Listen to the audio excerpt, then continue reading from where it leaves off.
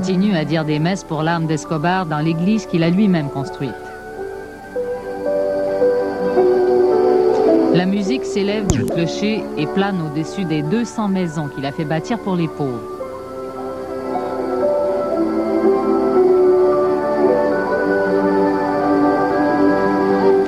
Ici, les gens préfèrent oublier la réputation violente d'Escobar. Fier de ses bonnes œuvres, Escobar a aussi fait faire ce portrait quelque peu surréaliste, en hommage à sa générosité. Quand vous avez votre propre flotte d'avions, votre zoo, votre réserve de lingots d'or, l'étape suivante, en toute logique, c'est le pouvoir politique. Il se présente comme candidat libéral aux élections du Congrès.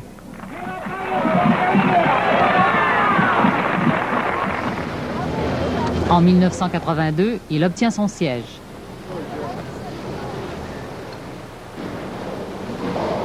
D'une certaine façon, le monde politique et les politiciens ne sont pas étrangers aux nouveaux députés. C'était toujours la compétition entre les têtes dirigeantes du cartel, pas seulement au niveau de la quantité de coke qu'ils expédiaient, mais c'était aussi à savoir qui allait corrompre le plus grand nombre, les plus importants politiciens. Au cours des 10 années suivantes, Escobar va acheter à peu près qui il voudra. Ici, une caméra cachée montre un avocat du cartel de Medellín remettre un pot de vin à un homme politique.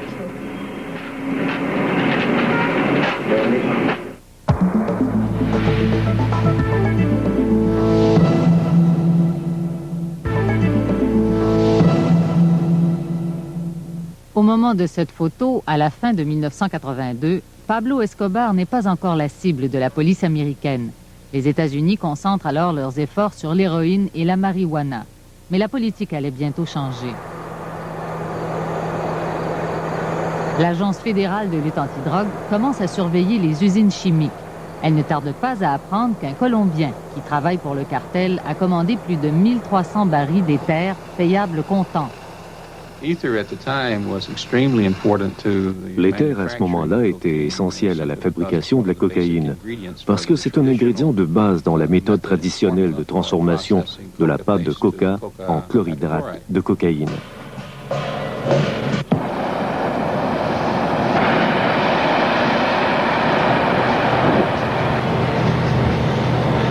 Avant le départ des premiers barils d'éther, les techniciens de l'agence en ouvrent 2 pour y cacher un émetteur.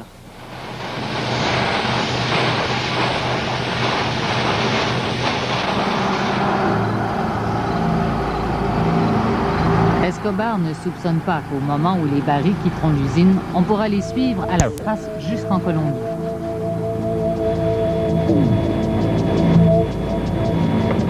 Les signaux émis par les émetteurs cachés sont captés par un satellite de la NSA, l'Agence de sécurité nationale, et relayés à une station terrestre au Texas. Les barils d'éther sont d'abord repérés à Tuscola, en Illinois, suivis jusqu'au port de la Nouvelle-Orléans. De là, ils sont embarqués jusqu'au Panama, puis se rendent par avion en Colombie.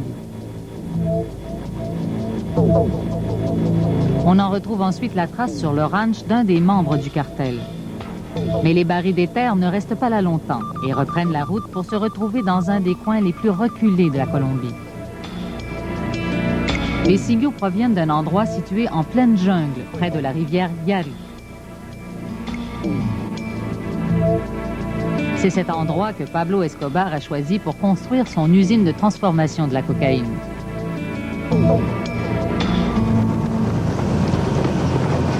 Avertie par l'agence antidrogue, la police colombienne organise un raid contre les installations. Le commando ne connaît pas la nature de l'opération avant d'être dans les airs.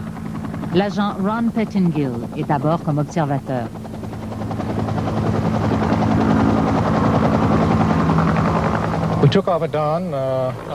Nous avons décollé à l'aube le 10 mars 84.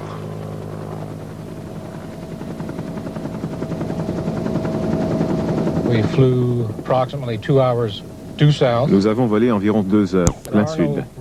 Aucune route ne se rend dans cette région.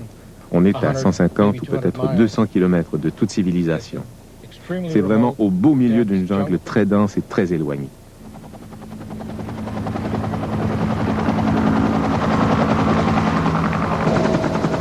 Dès que les hommes descendent de l'hélicoptère, ils sont la cible de tireurs isolés.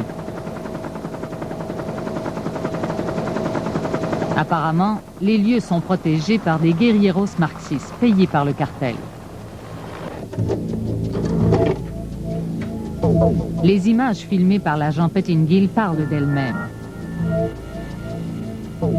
Il découvre des pistes d'atterrissage et un véritable complexe de laboratoire capable de raffiner et d'expédier la cocaïne à une échelle industrielle. L'endroit est si reculé que les seigneurs de la cocaïne l'ont eux-mêmes baptisé Tranquilandia, la terre de la tranquillité. Sur les lieux, on retrouvera 13 tonnes de cocaïne, une valeur d'1 milliard de dollars, et aussi des factures, des reçus, des comptes.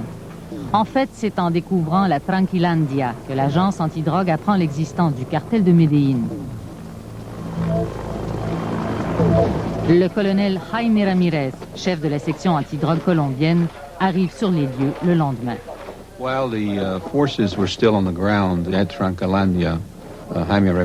Pendant que la police était encore sur place, Jaime Ramirez est entré en contact avec moi. Il m'a dit que son frère l'avait prévenu que des gens de Medellín étaient venus chez lui pour qu'on lui fasse le message suivant. S'il interrompait immédiatement toutes les opérations et que s'il retirait ses hommes, eh bien on lui verserait plusieurs millions de dollars.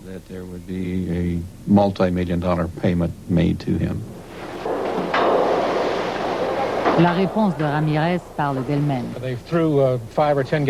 Ils ont vidé 5 à 10 gallons d'éther dans chaque pièce et ils ont mis le feu à chaque bâtiment. Mais on ne s'attendait pas à ce que ça saute aussi fort.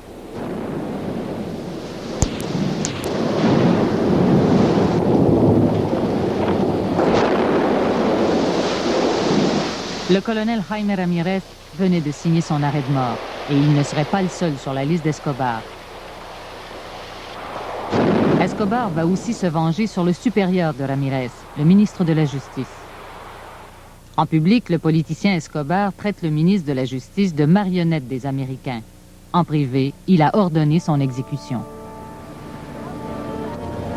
Le gouvernement colombien est incapable d'assurer la protection de son ministre. Père de 3 enfants, le ministre Lara Bonilla est harcelé de menaces, chez lui, au ministère et même au Congrès. Pour le faire sortir du pays et le mettre à l'abri, le gouvernement le nomme ambassadeur. Mais ses jours sont comptés.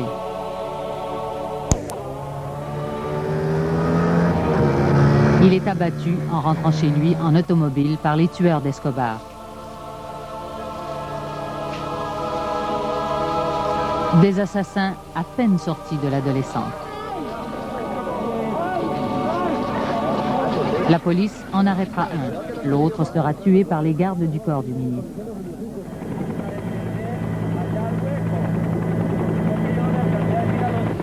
Avec cet assassinat, le gouvernement colombien apprend à ses dépens que la cocaïne n'est pas uniquement un problème américain.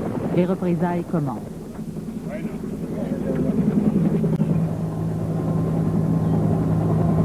Mais les vrais parrains de la cocaïne sont déjà loin. Ils se trouvent tous en sécurité en Amérique centrale et n'ont même pas besoin de se cacher.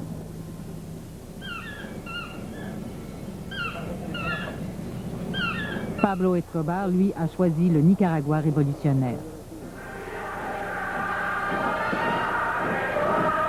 Les sandinistes marxistes l'accueillent à bras ouverts.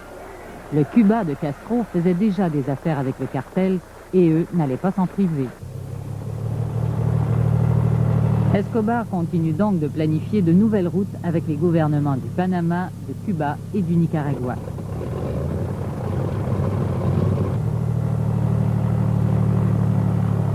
I know every American parent concerned about the drug problem will be outraged to learn that top Nicaraguan government officials are deeply involved in drug trafficking. Escobar et les autres ont commencé à s'énerver et à s'inquiéter sérieusement. Jusqu'à ce moment-là, ils n'avaient jamais eu à se préoccuper de la possibilité de devoir faire face à la justice américaine.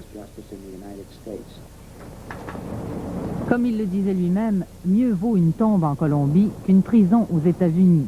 Escobar a peur d'un système où on ne peut pas acheter systématiquement les gardiens et où une peine de 30 ans est une peine de 30 ans. Pour changer les choses, les trafiquants n'hésitent pas à amener la Colombie au bord de la guerre civile. Pablo Escobar et les Ochoa ont vite compris qu'il fallait d'abord détruire le système de justice de la Colombie pour faire main basse sur tout le pays. Les troupes gouvernementales livrent l'assaut contre le palais de justice quand les terroristes, agissant de concert avec Escobar, enlèvent les juges de la Cour suprême. Cette attaque a lieu le jour même où la Cour doit prendre une décision sur la loi d'extradition.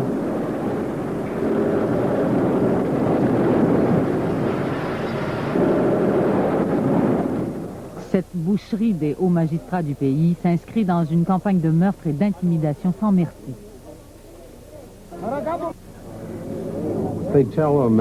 Il lui disait, tu as le choix entre le plomb ou l'argent, une balle dans la tête ou un pot de vin. À toi de choisir. Ensuite, le jeune avocat brillant sortait de sa mallette un album de photos. Dans cet album, il y avait des photos des proches du juge, par exemple, des photos de ses enfants allant à l'école, jouant dans la cour, parlant à des amis. Donc le message était très clair. Tu collabores avec nous, ou alors toi et ta famille, vous êtes tous morts.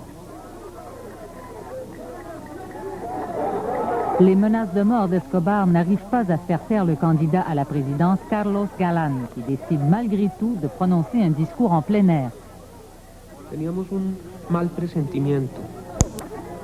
Nous avions un pressentiment.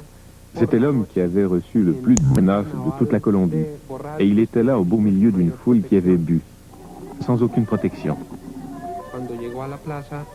Arrivé sur la place, il est descendu du camion et s'est dirigé vers la plateforme pour prononcer son discours.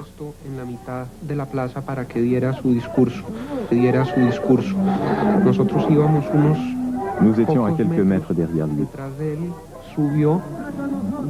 Il est monté sur l'estrade et au moment où il s'apprêtait à saluer la foule, ils l'ont abattu.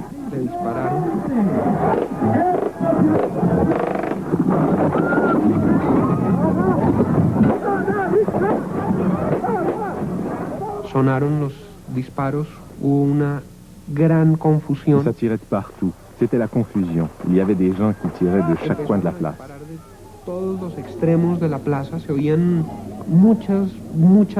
L'assassinat de Galán plongera tout le pays dans la consternation.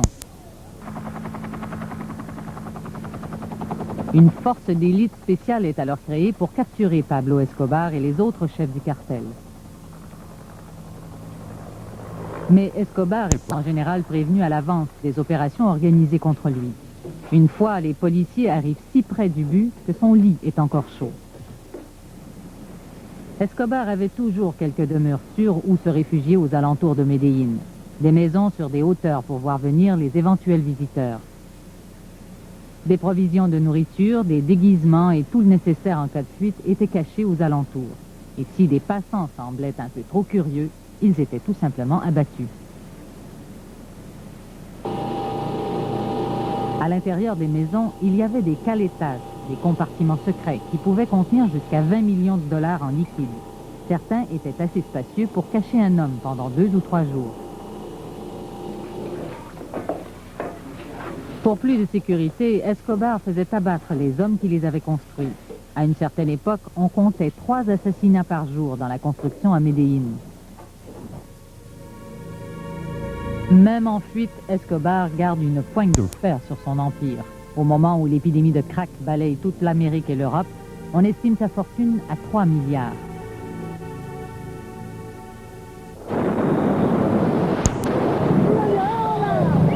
Les narcodollars serviront à financer la vague d'attentats à la voiture piégée qui secoura les grandes villes de Colombie.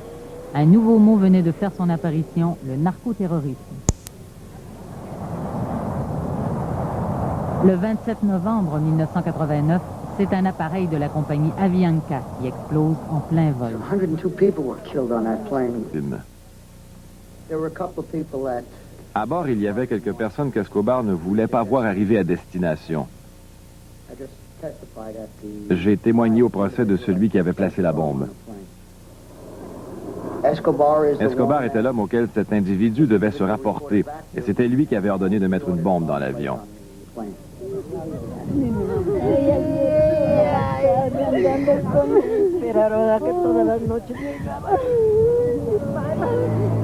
Les hommes de Medellín avaient réussi à soumettre l'État de la Colombie par la destruction et la corruption.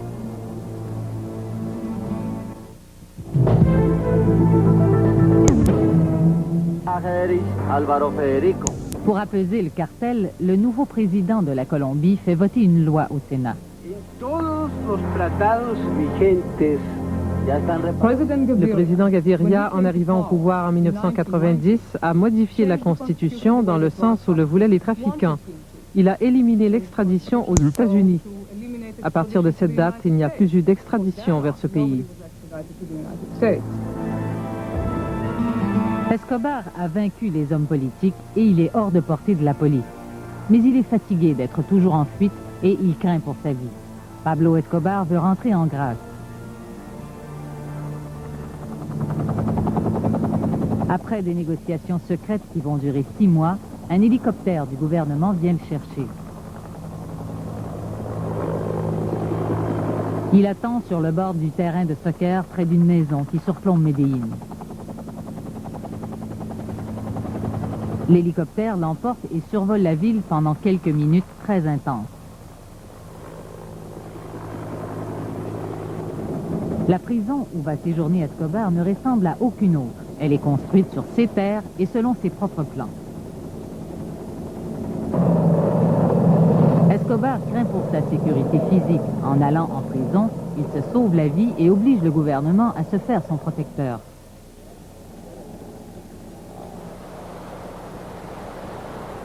La prison s'appelle la cathédrale.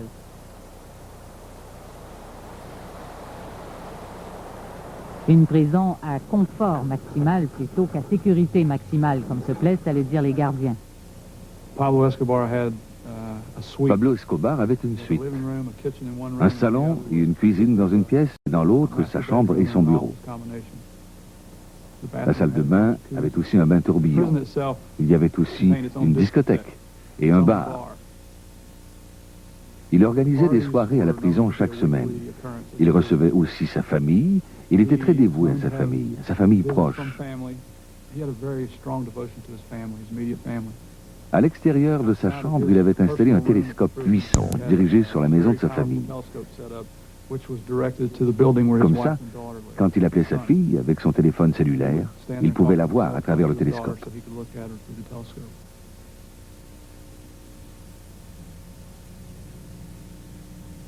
Les autorités fermeront aussi les yeux quand Escobar fera installer des téléphones, des télécopieurs et des ordinateurs pour mieux contrôler ses activités de narcotrafic. Mais quand il abat 4 de ses lieutenants après les avoir torturés pour une question d'argent, le gouvernement décide qu'il a dépassé les bornes. À ce moment-là, ils ont décidé de transférer Escobar pour le mettre dans une prison colombienne normale du système carcéral. Et Escobar a tout simplement refusé. Atención, urgente, Pablo Escobar Gaviria dice que se enfrentará hasta la muerte, pero que por ninguna razón permitirá su traslado ni el de sus hombres a ningún otro penal. Lo dijo en una grabación que posee... La prison est cernée par l'armée, mais Escobar a acheté quelques officiers. Il quitte l'endroit sans aucun problème. Pablo Escobar. Récompensa 2.700 millones de pesos. Une fois de plus, Escobar et ses hommes sont en fuite. Se garantiza total reserva. Pendant plus d'1 an, des milliers de soldats et de policiers sillonneront les rues de Medellín. En 10 mois seulement, ils procéderont à plus de 11 000 perquisitions.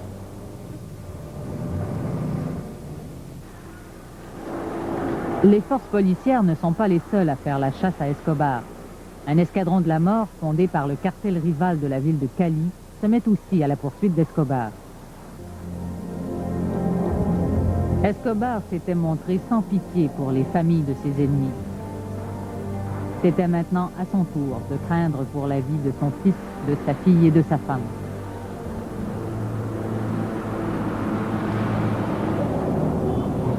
L'homme responsable de la recherche de Pablo Escobar est un officier déterminé, Hugo Martinez. Pablo Escobar manejó muy bien el aspecto de la inteligencia. Pablo Escobar maîtrisait l'art du renseignement. Il s'était arrangé pour infiltrer ses hommes partout, et surtout au sein des équipes qu'il recherchait. On entendait souvent des appels téléphoniques qu'il prévenait d'une opération contre lui 1 ou 2 heures à l'avance.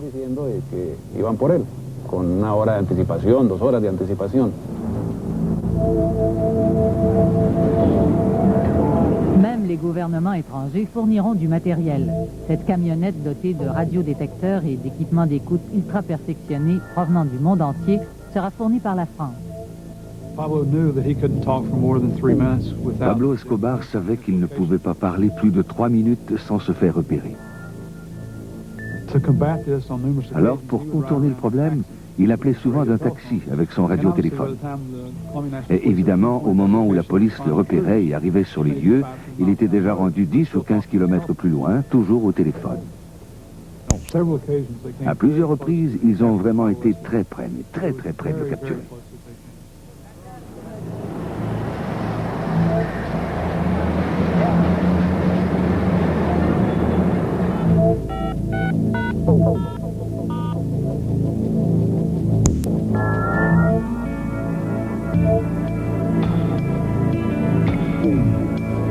Le 2 décembre 1993, le lendemain de son 42e anniversaire, la police intercepte une conversation avec son fils. Pour une raison ou pour une autre, le 2 décembre, il n'était pas dans son taxi. Il a décidé d'appeler d'un endroit fixe. Il a appelé Juan Pablo, son fils, et il lui a parlé plusieurs minutes, bien plus longtemps que 3 minutes. Personne ne sait pourquoi. Parce qu'il savait très bien qu'il ne pouvait pas rester plus de 3 minutes au téléphone. Pourtant, cette fois, il l'a fait. Et la police a réussi à le localiser.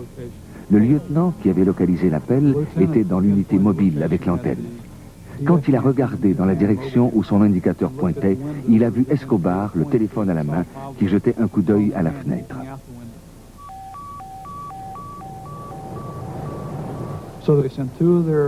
Ils ont envoyé 2 de leurs hommes derrière. Le colonel Martinez leur a dit « Prenez la place, vérifiez si c'est Escobar et ne le laissez pas filer ». 5 hommes ont enfoncé la porte de devant et dans le garage, ils ont trouvé un taxi jaune. Alors les policiers ont compris qu'Escobar était au 2e. Ils sont montés à l'étage. Il avait un garde du corps avec lui. Des coups de feu ont été tirés. Un policier en grimpant les escaliers a trébuché et ça lui a probablement sauvé la vie parce qu'au même moment, Escobar lui tirait dessus. Rendu au 3e, il a sauté à travers la fenêtre. Lui et son garde du corps ont sauté sur le toit de la maison voisine et le garde du corps a sauté du toit par terre et il a été abattu par 2 policiers. Au même moment, en entendant les coups de feu, Escobar a compris qu'il était pris entre 2 feux. Il a alors tenté de revenir à l'appartement et de tirer sur les policiers au sol. C'est là qu'ils l'ont eu sous leur feu croisé. C'est comme ça que Pablo Escobar a été tué. Sur ce toit. On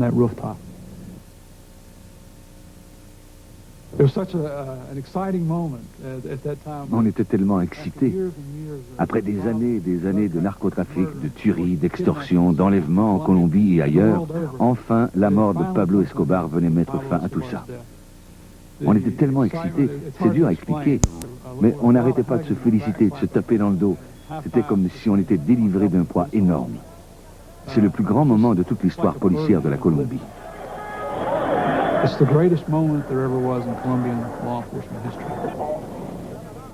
Quelques minutes après qu'Escobar ait été abattu, ses sœurs et sa mère arrivent sur les lieux.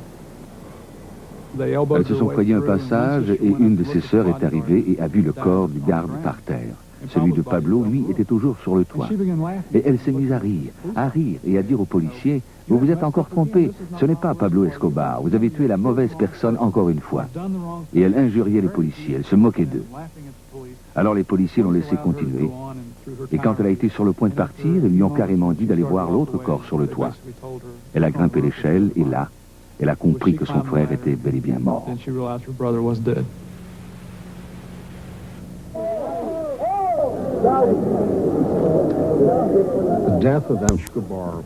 La mort d'Escobar est un tournant dans l'histoire d'une industrie.